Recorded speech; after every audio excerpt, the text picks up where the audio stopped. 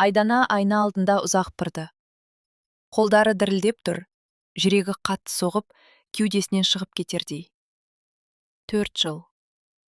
4 жыл бойы ол бір күнде тоқтамай, өз-өзімен күресіп, дамып жұмыс істеді. Басқалар жұмыстан кейін демалып жүргенде, ол түн ортасына дейін есеп қарап, клиенттермен сөйлесіп, жаңа идеялар ойлап отыратын. Бүгін сол еңбектің нәтижесі шешілетін күн еді.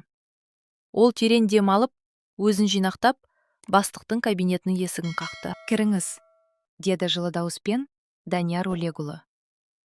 Айдана кабинетке кіріп, орындыққа жайлап отырды. Оның әрбір сөзі, әрбір қимылы шешуші сәтке айналып тұрғандай еді. Әңгіме небәрі 10 минутқа созылды. Бірақ сол 10 минут Айдананың бүкіл өмірін өзгертіп жіберді. Сізді VIP клиенттермен жұмыс істейтін менеджер қызметіне тағайындаймыз, деді ол. Айдананың құлағында сол сөз қайта-қайта жаңғырып тұрды. Жалақы 400 мың. Эксклюзивті турлар, ірі клиенттер. Бұл оның арманы еді. Кабинеттен шыққан бойда Аружан жүгіріп келіп, оны құшақтап алды. Айдана, құттықтаймын. Сен бұған лайықсың. Оның қуанышы шынайы еді. Бірақ басқа әріптестердің көзқарасы өзгеше болатын. Кейбіреуі күлімсіреп құттықтағанмен, көздерінде қызғаныш анық көрініп тұрды. Әсіресе Мадина. Ол жай ғана жанынан өтіп бара жатып, кейбіреулерге бәрі оңай беріледі екен, деп суық сөйледі. Айдана ештеңе демеді. Ол өз еңбегімен жеткенін жақсы білетін. Кешке жұмыстан шыққанда Айдананың көңілі көтеріңкі болды. Ол бұл жаңалықты Ерасылға қалай жеткізетінін ойлап, іштей қуанып келе жатты. Енді олар тезірек ақша жинап, жеке пәтер сатып ала алады. Енді олар Күләш апаймен бірге тұрмайды. Бұл оның үлкен армандарының бірі еді. Ерасыл ас үйде ноутбукқа үміліп отыр екен. Қасында қағаздар, сызбалар. Соңғы кезде оның жұмысы да оңай болмай жүрген. Айдана оның жанына барып қолынан ұстады. «Менде жаңалық бар», деді ол күлімсіреп. Ерасыл басын көтеріп, «Қандай жаңалық?» деді жай ғана. «Мені көтерді. Мен енді VIP клиенттермен жұмыс істеймін». Бір сәт үнсіздік орнады. «Жақсы екен», деді Ерасыл баяу ғана. Бірақ оның даусында қуаныш жоқ еді. Айдана бір сәтке абдырап қалды. Ол мүлде басқа реакция күткен еді. «Ерасыл, бұл 400 мың жалақы деген сөз. Біз тезірек пәтер аламыз», деді ол қуана. Бірақ дәл сол сәтте ас үйге Күләш апай кіріп келді. «Не шу?» деді ол қабағын түйіп. Ерасыл қысқа ғана. «Айдананы көтеріпті», деді. Күләш апайдың жүзінде қуаныштың ізі де жоқ. «Сонда енді тіпті үйде болмайсың ба?» деді ол мысқылмен. Айдананың ішіндегі қуаныш бірден бәсеңдей бастады. Ол өз жетістігі үшін кінәлі адамдай сезініп кетті. «Бұл жай ғана жұмыс», деп түсіндіруге тырысты Айдана. Бірақ Күләш апай тыңдамады. «Қазір бәрі сондай. Байларға қызмет етеміз деп жүріп, не істейтіндерін өздері біледі», деді ол. Айдананың жүрегі шым ете түсті. Ерасыл үндемеді. Бұл ең ауыр еді. Сол түні Айдана ұйықтай алмады. Ол тек бір нәрсені түсінуге тырысты. Неге оның ең үлкен қуанышы осылай қабылданды? Ол қолдау күткен еді. Бірақ орнына салқындық, күдік және үнсіздік алды. Келесі күндерде үйдегі атмосфера өзгере бастады. Ерасыл бұрынғыдай емес еді. Ол сыпайы, бірақ суық. Ал Күләш апай әрбір әрекетінде ескерту жасап, «Әйелдің орны үйде», дегенді қайта-қайта айтып отырды. Айдана үндемей жүрді. Ол тек жұмысқа беріп кетті. Жаңа қызмет, жаңа талаптар әкелді. Айдана енді басқа деңгейдегі адамдармен жұмыс істейтін болды. Ол киімін өзгертті, өзін ұстауын өзгертті, сөйлеу мәнерінде жетілдірді. Бұл оның кәсіби өсуі еді. Бірақ үйде бұл өзгерістер басқаша қабылданды. «Кім үшін сәнденіп жүрсің?»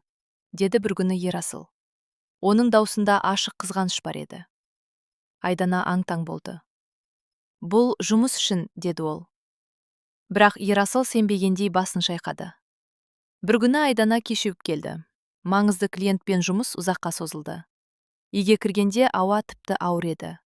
Ерасыл ашулы отыр, ал Күләш апай әдейі ыдыс сылдырлатып жүр. «Қайда жүрдің?» деді Ерасыл қатты дауыспен. Айдана сабырмен түсіндіруге тырысты. Бірақ бұл жолы Ерасыл тыңдағысы келмеді. Маған бәрі түсінікті, деді ол. Осындай жұмыстарға не үшін баратынын білемін. Сол сөз Айдананы қатты жаралады. Сен не айтып тұрсың? Деді ол дірілдеген дауыспен. Бірақ Ерасыл тоқтамады. Ол оның жұмысына күмән келтіріп, тіпті ар намысына тиетін сөздер айтты. Бұл енді жай реніш емес еді. Бұл құрметтің жоғалуы еді. Бір аптадан кейін ол Ерасылға хабарласты. Дауысы сабырлы, бірақ ішінде үміт бар еді. Кездесіп сөйлесейік деді. Ол бәрін қайта қалпына келтіруге тырысты. Бірақ жауап суық болды. Бәрі айтылды. Таңдауыңды жаса. Қандай таңдау? Деп сыбырлады Айдана. Жұмыс немесе отбасы, деді Ерасыл анық. Сол сәтте Айдана бәрін түсінді. Бұл компромисс емес. Бұл талап. Бұл оны өзінен бас тартуға мәжбүрлеу. Сол түнде Айдана ұзақ отырды. Ол көз жасын сүртіп, өзіне бір ғана сұрақ қойды. Мен кіммін? Біреудің ыңғайлы әйелі ме? Әлде өз арманы бар адам ба? Жауап ішінен анық шықты. Ол өз таңдауын жасады. Ажырасу процесі басталды. Қағаздар, құжаттар, қол қою. Әрбір қолтаңба өткен өмірмен қоштасу сияқты еді. Ауыр болды. Бірақ ол кері бұрылмады. Айдана тоқтай жұмысқа кірісті. Ол енді тек орындаушы емес, кәсіби деңгейде өсіп келе жатқан мықты маман еді. Оның клиенттері ірі бизнесмендер, халықаралық жобалар. Ол сенімді, сабырлы және өзіне сенетін болды. Бір күні ол ірі IT компания үшін ерекше тур ұйымдастырып жатты. Сол кезде клиент Данияр Алегұлы онымен жеке сөйлескісі келетінін айтты. Ол сабырлы, мәдениетті, өзіне сенімді адам еді. Кездесу ресми басталды. Бірақ біртіндеп әңгіме жеңіл әңгімеге айналды. Данияр оның жұмысына таң қалды. Сіз өз ісіңізді өте жақсы білесіз, деді ол. Айдана алғаш рет ұзақ уақыттан кейін шынайы мақтау естіді. Сіз тұрмыстасыз ба? Деп сұрады ол бір сәтте. Айдана кідіріп қалды. Жоқ, ажырасу үстіндемін, деді тыныш. Ол бұл сөзді бұрынғыдай ауырлықпен емес, сабырмен айтты. Данияр басын изеді. Түсінемін. Кейде адамдар бір бағытта жүре алмайды. Бұл сөздерде айыптау жоқ еді, тек түсіністік бар еді. Ол Айдананы кешкі асқа шақырды. Айдана ойланып қалды, бірақ келісті. Бұл жаңа өмірдің бір қадамы еді. Кешкі ас ерекше өтті. Әңгіме жеңіл, шынайы, қысымсыз болды. Данияр оның жұмысын, ойлауын, армандарын құрметтейтінін көрсетті. Айдана алғаш рет өзін түсінілген адам ретінде сезінді. Менің бұрынғы әйелім дәрігер еді, деді Данияр. Өте мықты маман. Бірақ біз ажырастық. Айдана тыңдап отырды. Неге? Деп сұрады ол. Мен көп жұмыс істедім, оған уақыт бөлмедім. Бірақ мәселе тек онда емес еді. Біз бір-бірімізді түсінуді тоқтаттық, деді ол. Қарым-қатынаста ультиматум болмау керек. Бұл сөз Айдананың жүрегіне тиді. Себебі ол дәл сол ультиматумнан өткен еді. Ол үнсіз ғана басын изеді. Олардың қарым-қатынасы асықпай дамыды. Данияр ешқашан қысым жасамады. Айдана жұмыс істесе, ол қолдады. Ол кеш келсе, түсінді. Бұл мүлде басқа әлем еді. Бір күні Аружан жаңалық айтты. Ерасыл үйленіпті. Айдана жүрегінде бір сәт ауырлық сезді. Бірақ ол тез өтті. Үміттенем, оның жаңа әйелі борщ жақсы пісіреді, деді ол, ащы жымиып. Бірақ бұл сөзде енді бұрынғыдай ауыр эмоция жоқ еді. Тек өткенге нүкте қою ғана бар еді. Өкінесің бе? Деп сұрады Аружан. Айдана терезеге қарап тұрып, жоқ, тек оның шынайы қандай адам екенін кеш түсінгеніме ғана, деді. Айдана қалаға қарап тұрды. Көктем, жаңа өмір. Ол енді бұрынғы адам емес еді. Ол өзін жоғалтпай, қайта тапқан әйел еді. Ол махаббаттан бас тартқан жоқ. Бірақ ол енді бір нәрсені нақты білді. Махаббат бұл шектеу емес. Бұл қолдау. Айдана өз таңдауын жасады. Ерасыл өз таңдауын жасады. Әркім өзіне лайық өмірді алды. Айдана терең дем алып күлімсіреді. Мен өзімді таңдадым, деді іштей. Және бұл оның ең дұрыс шешімі болды. Айдананың жұмыстағы беделі күннен күнге өсіп келе жатты. Ол енді жай менеджер емес, компаниядағы ең сенімді мамандардың біріне айналды. Әрбір ірі клиент оны сұрайтын болды. Басшылықта оны ерекше бағалай бастады. Бір күні директор оны кабинетіне шақырып, жаңа ұсыныс айтты. Біз жаңа VIP бөлім ашқалы жатырмыз. Соған жетекші керек. Мен сені ұсынамын. Айдана бір сәт үнсіз қалды. Бұл енді жай өсім емес еді. Бұл жауапкершілік, үлкен деңгей. Бірақ бұрынғыдай қорқыныш жоқ. Ол сенімді түрде. Мен дайынмын, деді. Оның көзінде бұрынғы Айдана жоқ еді. Бұл өзіне сенетін мықты әйел еді. Жаңа қызмет басталды. Енді оның қарамағында бірнеше қызметкер жұмыс істейді. Ол оларды үйретті, бағыт берді, мотивация берді. Бір кезде өзі дәл осылай қолдау іздеген еді. Енді өзі сол адамға айналды. Данияр оның өмірінде тұрақты адамға айнала бастады. Ол ешқашан асықтырмайтын. Бірақ әрбір ісімен өзінің байсалды, сенімді адам екенін көрсететін. Бір күні ол Айдананы кешкі серуенге шақырды. Қала шамдары жанып тұрған кеш еді. Екеуі тыныш жүріп келе жатты. Сен қатты өзгердің, деді Данияр. Бұрынғыдан да күшті болып кеткендейсің. Айдана жымиып, мен жай ғана өзімді жоғалтпай қалдым, деді. Данияр тоқтап оған қарады. Сені дәл осы үшін құрметтеймін, деді. Бұл сөз Айдана үшін ерекше болды. Себебі бұрын оны өзгерткісі келген еді. Ал бұл адам оны дәл сол күйінде қабылдап тұр. Жұмыста Айдана үлкен келісім жасады. Бұл компания тарихындағы ең ірі келісімдердің бірі болды. Басшылық оны бүкіл ұжым алдында мақтады. Қол шапалақ, құрмет. Бұл оның еңбегінің нәтижесі еді. Сол кеште Айдана жалғыз отырып ойға батты. Егер сол күні ол Ерасылдың айтқанына көнгенде не болар еді? Ол қазір кім болар еді?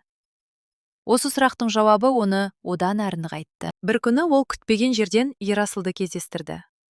Ол бұрынғыдай сенімді емес еді. Көзінде шашау бар. Қасында жас әйел. Бірақ олардың арасында бұрынғы жылулық байқалмайды. Көздері түйісіп қалды. Бір сәт үнсіздік. Қалайсың, деді Ерасыл, жай ғана. Жақсы, деді Айдана сабырмен. Бұл жолы оның даусында ауырлық жоқ еді. Ерасыл бір сәт ойланып, сен өзгеріпсің, деді. Айдана күлімсіреп, иә, өстім, деді қысқа ғана. Бұл сөз оның бүкіл жолын сипаттап тұрды. Олар қысқа ғана сөйлесті. Ешқандай эмоция, ешқандай өкініш жоқ. Бұл енді екі бөлек әлем еді. Айдана өткенді толық жапқан түсінді. Данияр бір күні оны маңызды кешке шақырды. Бұл бизнес элита жиналатын шара еді. Айдана алғашында қобалжыды, бірақ кейін өзіне сенді. Кеште ол өзін өте еркін ұстады. Әңгіме жүргізді, таныстық орнатты. Көпшілік оны кәсіби, ақылды, тартымды әйел ретінде қабылдады. Данияр оны мақтанышпен таныстырып жүрді. Бұл Айдана, ең мықты мамандардың бірі, деді ол. Айдана бұл сөздерді естіп, іштей жылы сезімге бөленді. Бұл мақтау шынайы еді. Кештен кейін олар көлікте отырды. Данияр оған қарап, мен сенімен мақтанамын, деді. Айдана алғаш рет бұл сөзді ер адамнан естіп тұр. Айдана көзін төмен түсіріп, жай ғана рахмет, деді. Бірақ ішінде үлкен тыныштық орнады. Бұл қауіпсіздік сезімеді. Бірнеше ай өтті. Айдана толықтай жаңа өмірге үйренді. Оның табысы артты, өмір сапасы өзгерді.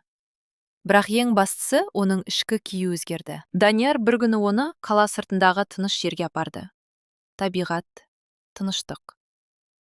Мен сенімен ашық сөйлескім келеді, деді ол. Айдана оған қарады. Данияр біраз үнсіз тұрып, мен сенің өміріне жай ғана адам болып келгім келмейді, деді. Мен сенің жанымда болғым келеді. Қолдау, тірек болғым келеді. Бірақ сенің еркіндігіңді ешқашан шектемеймін, деді ол. Айдананың көзінде жас пайда болды. Бұл жолы ауырлықтан емес. Бұл түсіністік пен қабылдаудан туған сезім еді. Мен қорықпаймын енді, деді Айдана жай ғана. Бірақ мен өзімді жоғалтқым келмейді. Данияр басын изеді. Мен дәл соны құрметтеймін. Олар бір-біріне жақындады. Бұл асығыс махаббат емес, бұл саналы таңдау еді. Айдана енді тек мансапта емес, жеке өмірде де тепе-теңдік тапты. Ол жұмыс істеді, дамыды және сүйікті адаммен бірге болды. Бір күні ол айнаға қарап тұрды. Бірақ бұл жолы қолы дірілдеген жоқ. Көзінде сенім бар еді. Мен өз жолымды өзім таңдадым, деді ол іштей. Бұл сөз оның бүкіл тарихының қорытындысы еді. Айдана терезеден қалаға қарап тұрды. Жарық, қозғалыс, өмір. Ол енді ешкімнің көлеңкесінде емес. Ол өз өмірінің басты кейіпкері. Және бұл жолы ол шынымен бақытты еді. Сіз Айдананың орнында болсаңыз, сіз не таңдар едіңіз? Отбасы ма, әлде өз арманыңыз бен карьераңыз ба?